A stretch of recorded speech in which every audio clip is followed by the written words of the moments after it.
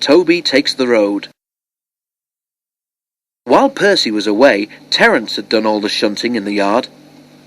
"Adaptable," he boasted. "That's what my owner says I am. Go anywhere, do anything, that's me. You take my advice and scrap your rails. Broaden your outlook, like me." "Pooh," said Percy. "Me plough a field? I prefer to stay on my rails, thank you." "Steam engines did plough once upon a time," Terence chuckled, "and ran on roads." The engines remembered Trevor and had to admit that Terence was right.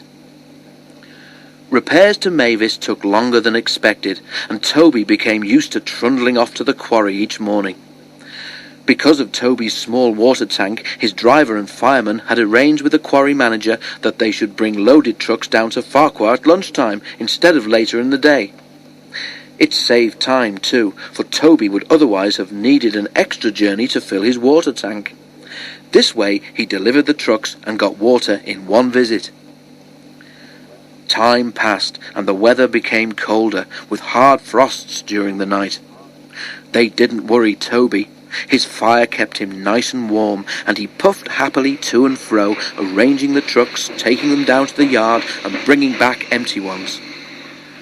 One night it was particularly cold. The ground froze solid, and even Toby felt chilly. Brrr! He shivered as he left the shed and set out, light engine, along the line towards the quarry.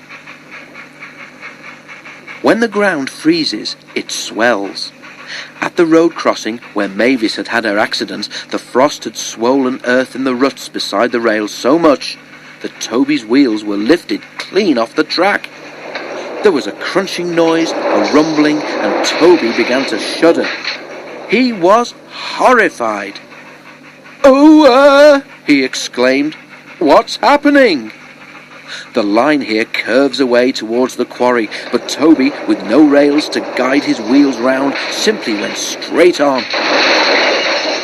Toby was not going fast. "Whoa there, Toby," said his driver at once, and put on the brakes as hard as he dared. Shakily, Toby came to a stop with all 6 wheels firmly on the roadway. "Oh dear," he said, looking at the grass verge in front of him. "Now what?" His fireman jumped down. "No problem," he said. "With care we can have you back on the rails in no time." "I don't see how," said Toby, sadly. Directed by the fireman, the driver carefully reversed Toby along the ruts his wheels had just made. At last, with a thud and a jolt, Toby felt the rails safely beneath his wheels once more. He heaved a sigh of relief.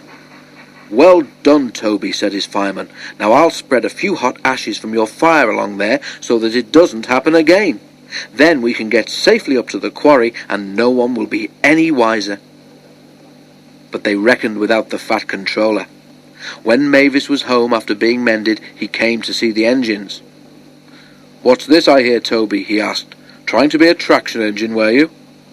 Toby blushed, but the fat controller wasn't cross. Toby told him about Terence. The fat controller laughed.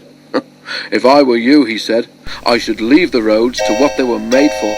You stay on the rails, you'll find them much more comfortable." Toby the tram engine was quick to agree.